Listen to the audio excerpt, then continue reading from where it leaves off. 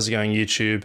A little while ago, I made a video where I went through a prompting process to get the generative AI to make some material for me. I've done videos like this before. And in fact, the video I'm talking about, I haven't even posted yet, and I'll post it with this video.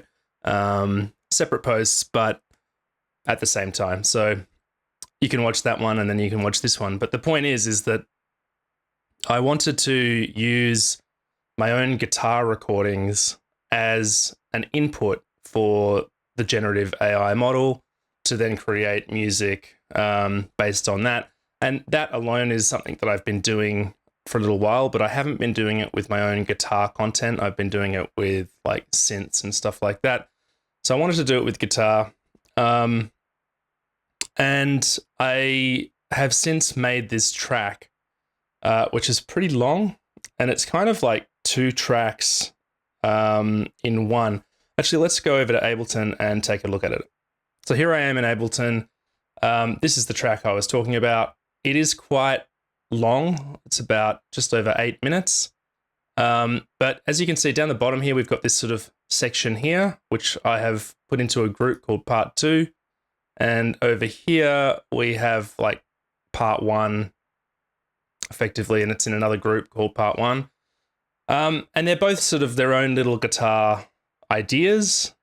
And then I've made AI content. Well, the AI has made the content to go along with it.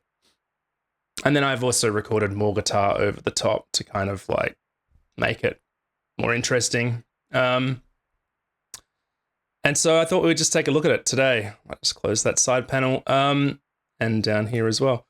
So there's quite a lot to get through. So why don't we just get started? So this is the original guitar part that I used to feed the AI. Actually, technically, it is a re-recording of that part because I thought that I could do better. But it effectively is this. So let's listen to it.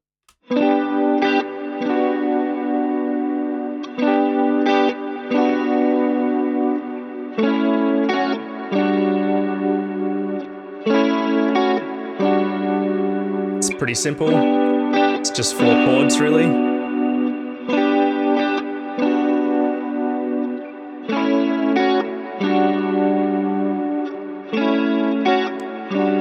So I'll just leave that there. There's obviously a lot of effects on it and stuff like that, but I've made a version of that. Maybe it didn't have quite as much reverb on it in the version that I fed the AI, but I fed the AI a recording of those chords, and it came back with a whole bunch of stuff. In fact, the video, you'll see how much content I made in the previous video for this track, and I've used most of it, which is pretty unusual. Normally, I just sort of latch onto a few different elements AI has made, but this time, I wanted to, so because they're so derived from my original input, they do all work quite well together.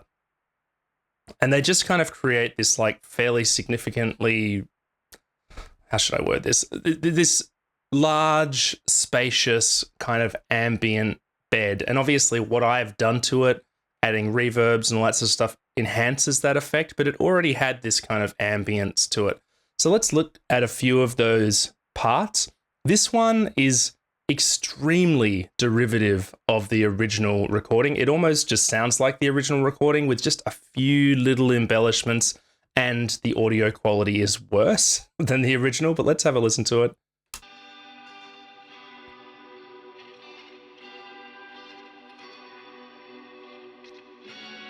I've got a lot of effects on it. Let's just turn them off and just so we can hear it on its own.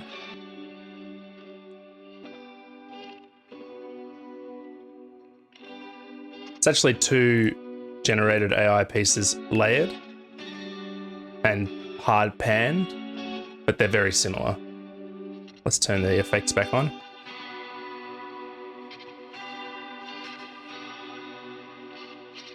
But as you can hear, it's almost identical to the original. It's really not much difference at all. But I thought it added like a textural sort of element, which was easily layered with the original guitar to sort of enhance it in some way. You can barely even hear it. It just sort of sits in the background. Likewise, I've got this female vocal part, which I think is much more noticeable in the mix. I actually have very little... Oh, wait, hang on. Yeah, very little effects on it, really. It's just a little bit of EQ, and some reverb. But let's listen to it.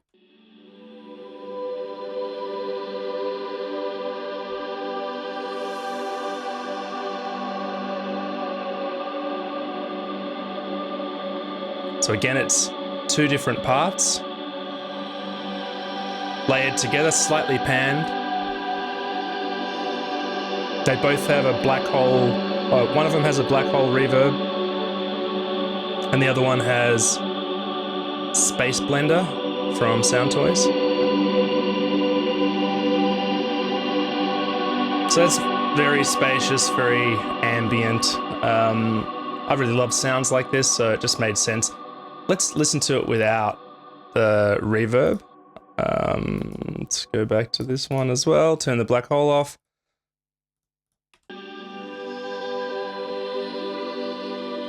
So it already kind of sounded fairly weird and ambient. I've just kind of enhanced that. Let's put the reverbs back on.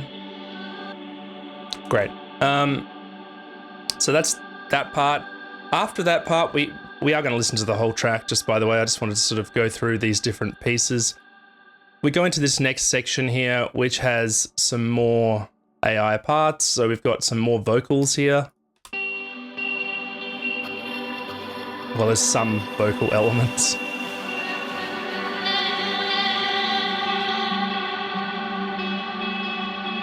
can sort of hear some guitar in there as well.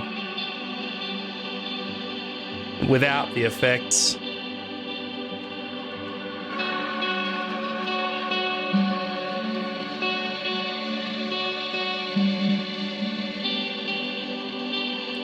So let's move on.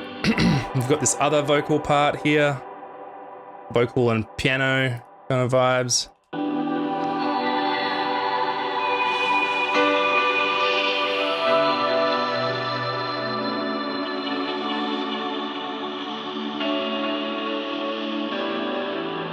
And then down here, another piano and vocals. At least that's what I thought it sounded like. Sort of some guitar in there as well.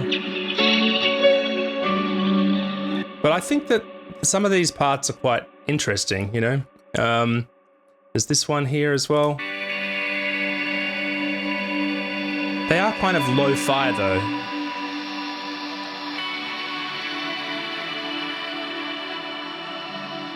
Yeah. And then this last one is more of a harp sound.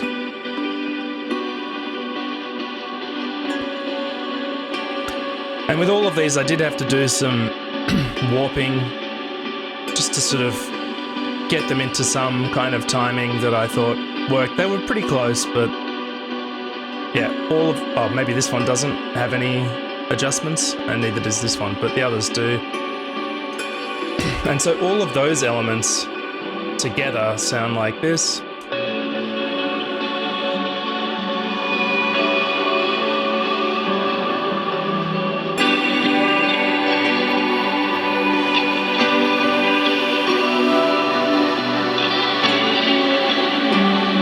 So it's a pretty rich arrangement. I think it works quite well. What else have we got? So I'll get to this part in a sec. It's sort of like an AI voiceover kind of thing. There's also this drone here, which I made using one of the AI generated parts and then I think resampled it with just an absolute fuck ton of reverb. Twice with different reverbs, so they sound like this.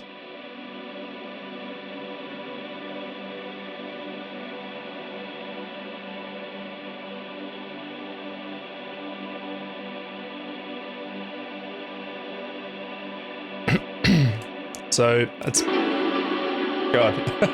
But yeah, that's a sort of ambient bed that plays through the whole thing into the part 2 as well. And then we can move into part 2 here, where we have a different guitar part, which again I re-recorded from the part that I fed the AI, but this is the re-recording of the part that I fed the AI. Let's just listen to that. And there's 2 parts layered here, playing kind of slightly different parts, but let's listen to them both together.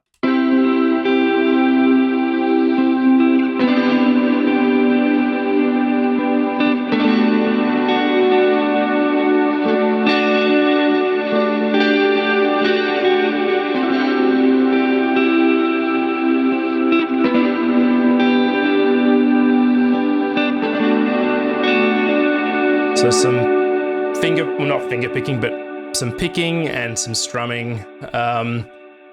And there's also some lead guitar in here and in the first part, which we'll listen to in a bit, or maybe just part of the final listen through. But then there's these layered sections here.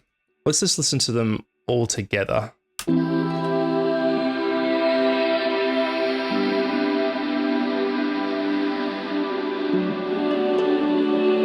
So similar vibes to the first AI-generated parts, but they're playing along to a different chords.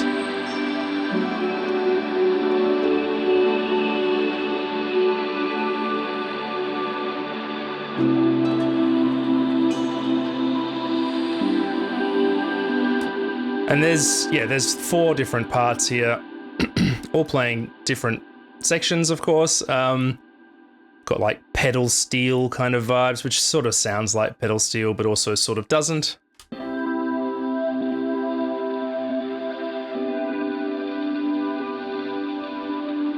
Again, everything sounds like it's being recorded off a really ancient, like, record, vinyl record, or shellac even.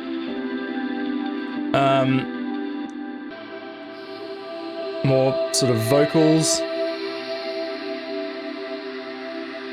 So the thing about a lot of these recordings, like I said, they're really lo-fi, and I like that about them, but I feel like I have to, in order to get a more high fidelity sound, if that's what I want, which I don't always want that, but in this case I wanted a more sort of hi-fi sort of sound.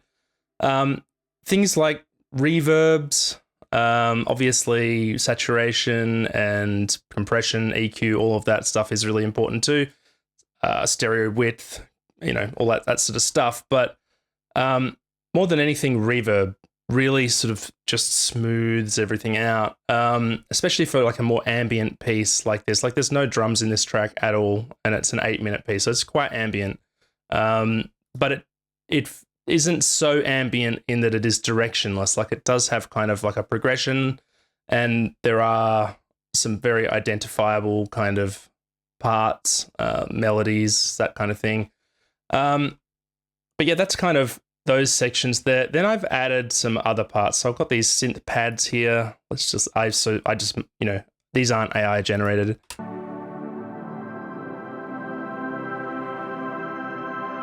And I made these using Pigments for one of them and Cube for the other one. Cube is a preset that I edited slightly, and Pigments is a preset, not a preset, it's a sound I just made myself.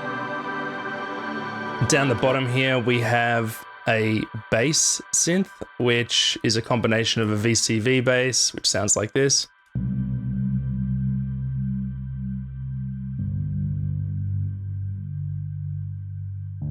and then an operator bass, which is more subby.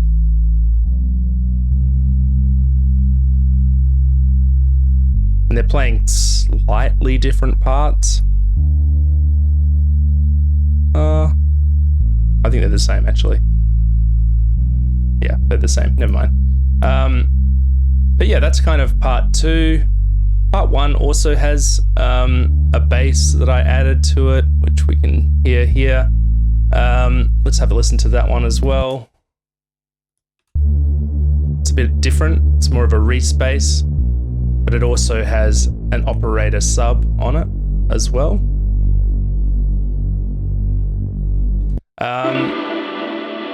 Every time I unsolo, just anyway. So I also have lead guitar parts.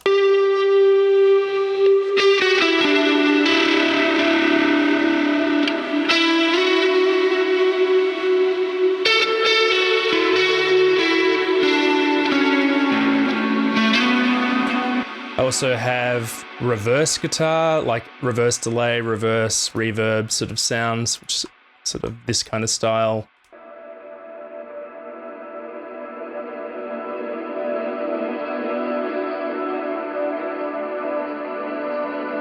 Which just like enhance the atmosphere when they're layered with the original lead.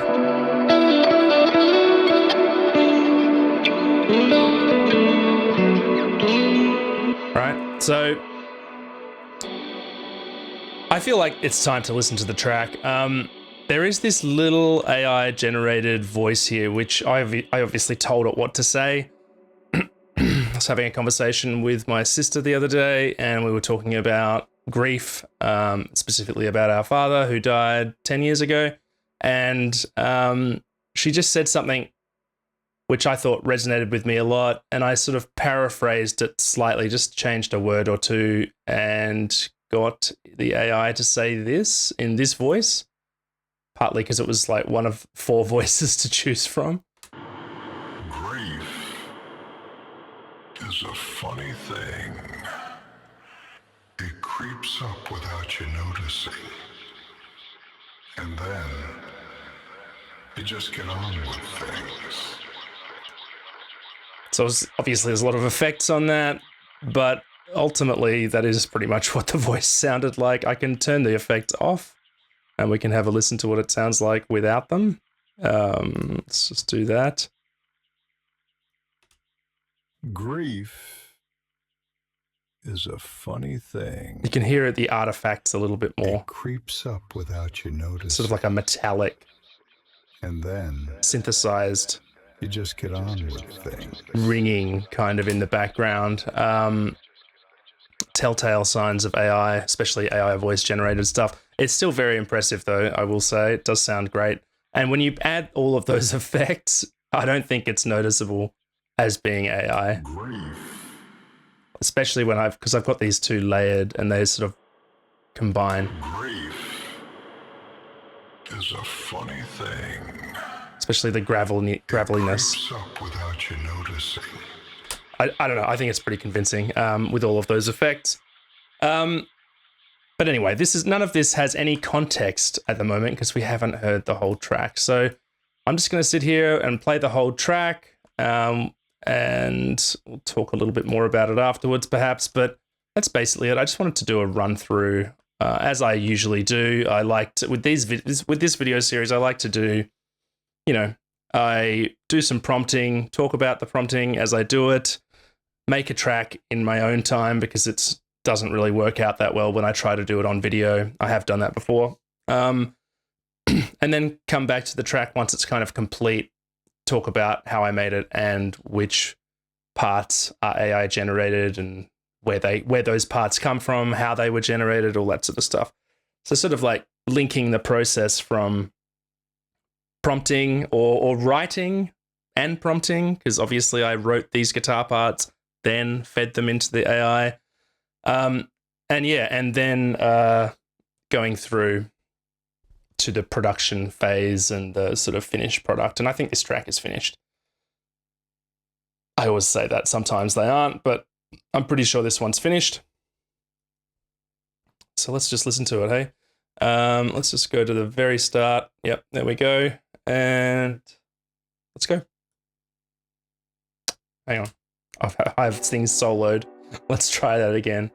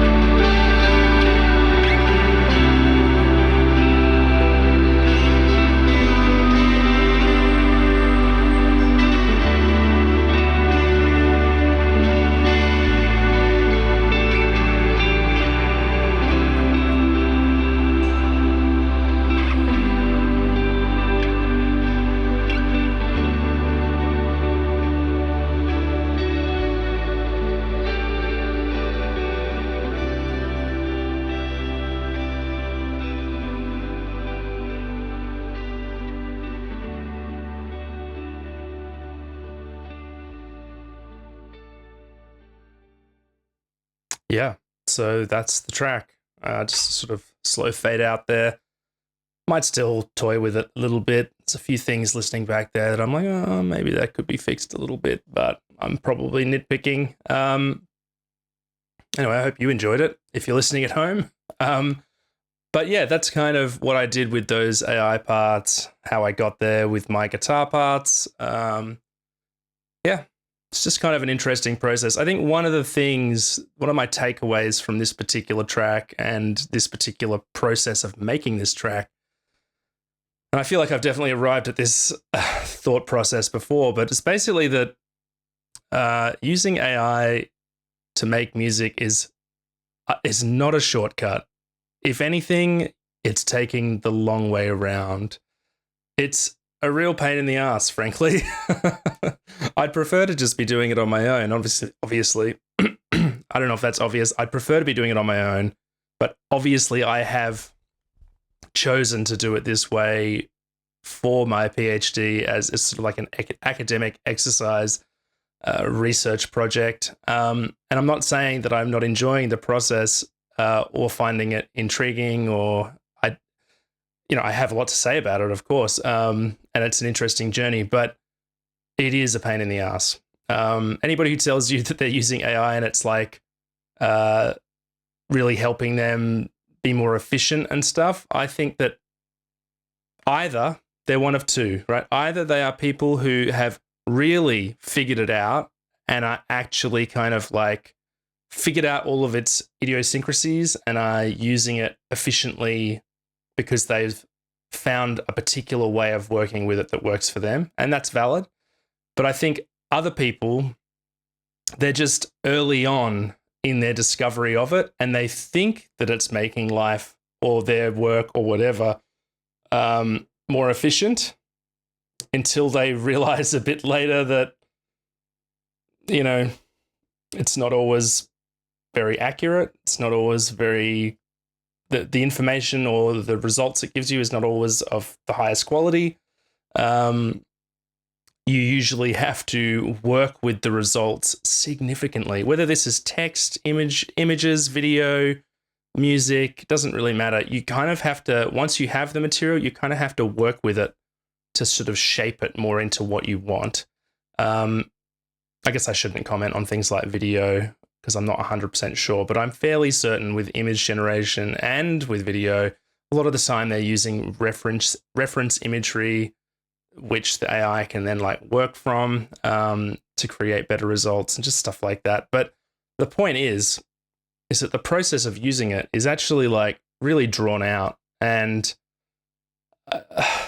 as an artist, as a creative person wanting to make music, I would just prefer to just do without it because I can be more efficient that way. To be fair, you do end up with some results that you wouldn't expect. So some sort of like happy accidents and stuff by using the AI. You can arrive at happy accidents without using the AI, of course, but I've made some AI tracks in this process that I'm like, oh, I probably never would have made that without using the AI. So it's cool that it can point you in new directions. It can give you new ideas.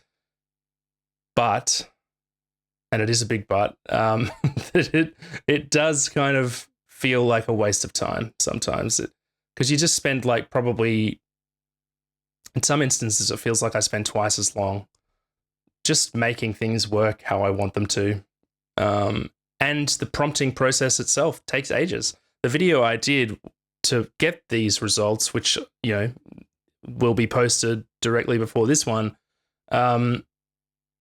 that video is like an hour, and that's edited.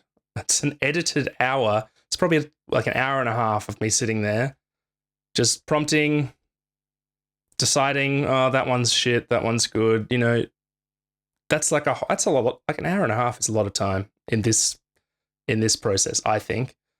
If I would just went into Ableton or any DAW and just started working, I'd have the beginnings of a track which I'm probably happy with within an hour, easy. Granted,